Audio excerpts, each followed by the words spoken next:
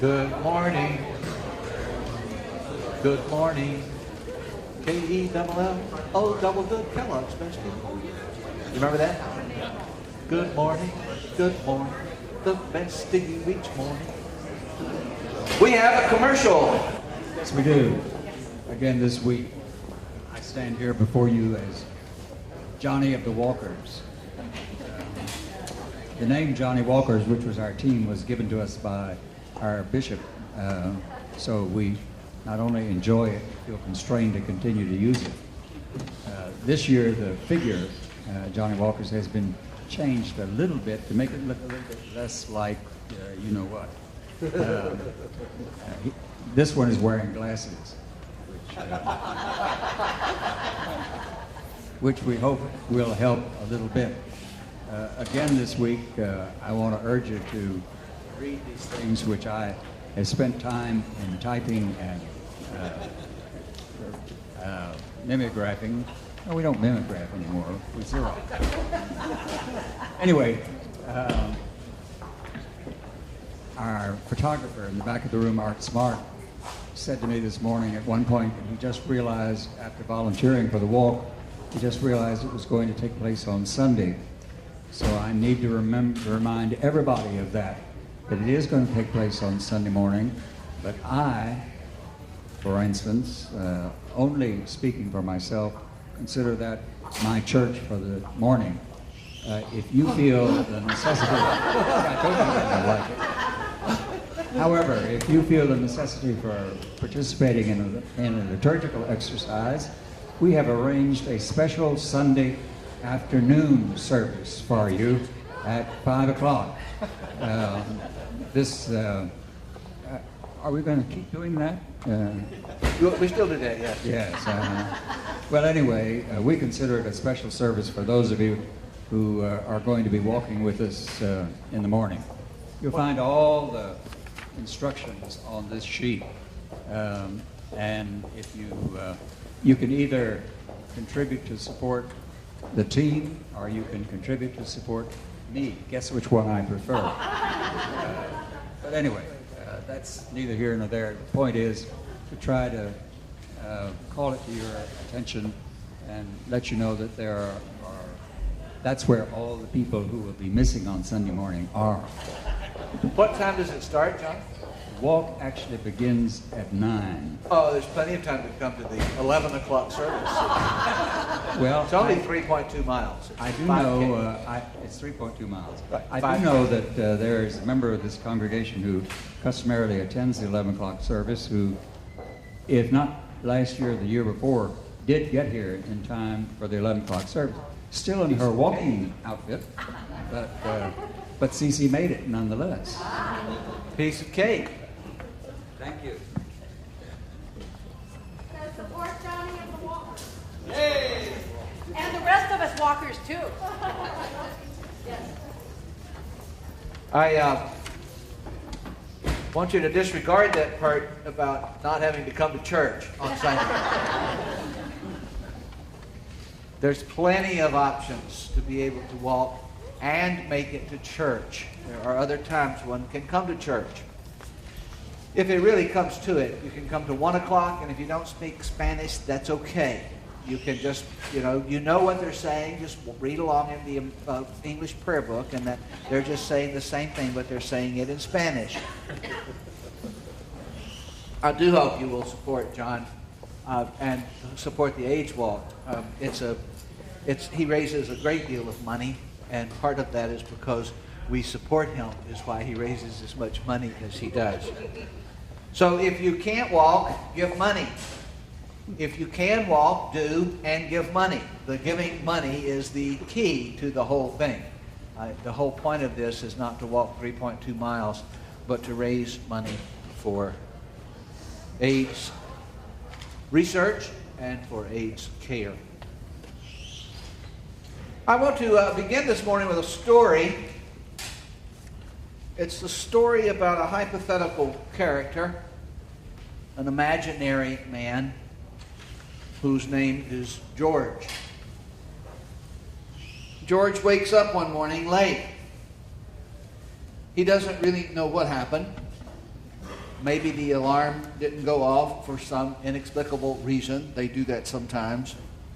Maybe he forgot to turn it on.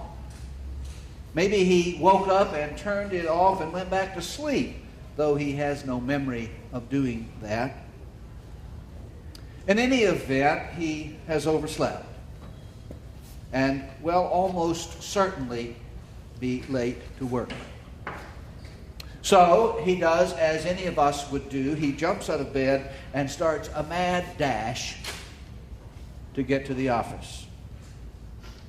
He doesn't have time for breakfast, but his wife has the coffee on by the time he gets dressed, and so he grabs a cup to take with him in the car. The traffic is a nightmare. He knew it would be. If he had left home 30 or 45 minutes earlier, it would have been a breeze, but now there is nothing to do but endure it.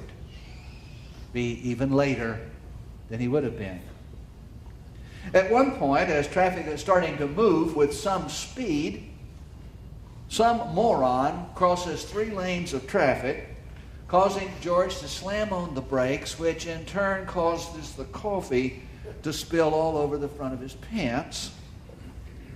And he says, "Great, now I'll have coffee-stained pants for the rest of the day."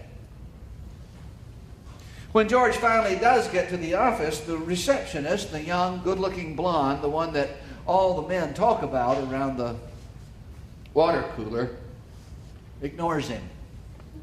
She's on the telephone and she doesn't even look up or nod or anything. She doesn't even seem to notice that he has arrived at all.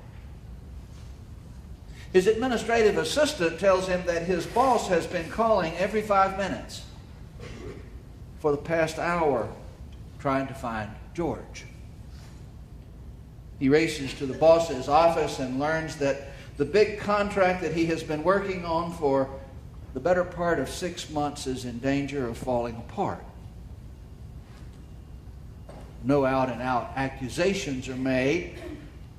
No real blame is assigned, but the implication is clear that George has let the ball drop. It will be a major blow to this year's profitability and certainly will be reflected on bonuses. The day continues pretty much along the same lines. I could go on, but you know the story. You've had those kind of days. One thing goes wrong, it just seems that everything goes wrong. So that afternoon, George works late at the office. He feels like maybe working late will somehow balance off arriving late. It gives some comfort to his work ethic that he carries around. And besides, maybe the boss will notice his devotion, his dedication.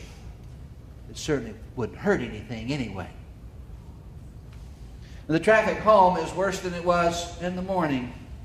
And just as he pulls into the driveway, the engine warning light on his dashboard comes on and he remembers that he hasn't had the oil changed in several thousand miles past what the recommended maintenance schedule is. He walks in the front door and his wife says, "Hi, George. How was your day?" And George says, "Can't you give me a little space? Can't you give me just a minute to catch my breath? I work all day, and the minute I walk in the door, you start to grill me. Nag, nag, nag. No wonder I don't want to come home any earlier." And the evening goes downhill from there. The next morning, George wakes up early before the alarm goes off. I don't know why. Maybe he was subconsciously worried about being late again. Maybe he just has sort of set a mental clock. Maybe he's eager. I don't know. Whatever the reason, he does, and he gets an early start to the office, and he just breezes through light traffic. When he gets to the office, the receptionist says, "Good morning, George. You sure look bright and chipper this morning. Are you losing some weight?" He can tell that she really likes him. And about 10 o'clock that morning, his boss drops by his office to tell him that he just got off the phone with the client on the big contract, and it is, after all, on track, as it turns out. And the resolution of the problem seems to really have been made possible because of some of the things that George anticipated, and because of the relationship that he had nurtured over the months with this client. And there are words of praise and even some hints of a significant raise that could be in the not too distant future. Good job, George. This place really depends on you. I don't know what we would do without you. George leaves a little early that afternoon, and the traffic is a bear, but it always is. It's just what you put up with if you live and work where George does. And when he walks in the front door at home, his wife says, "Hi, George. How was your day?" George says, "You are an amazing woman. You have had, I'll bet, 1,000 things that you had to do today, and your first concern is me. That's why I love you so much." And the evening goes uphill from there.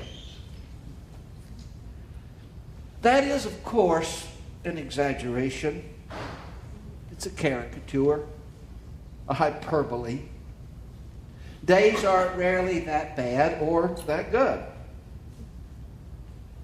But George is like many of us, convinced that his life, his mood, his attitude is controlled by those around him. It is a habit, a principle that he lives by. His wife is responsible for his happiness or the absence of it, or his boss, or the receptionist, or his client, or somebody else, or everybody else. But George really believes that.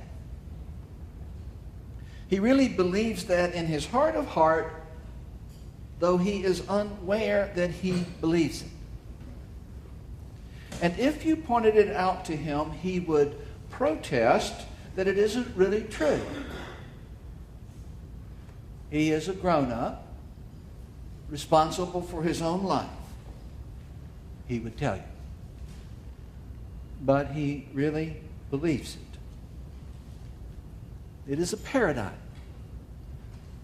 It is a lens through which he understands his life.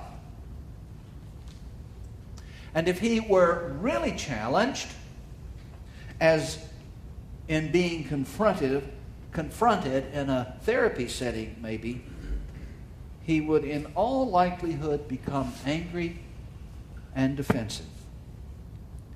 He would accuse you of not having compassion, of not understanding.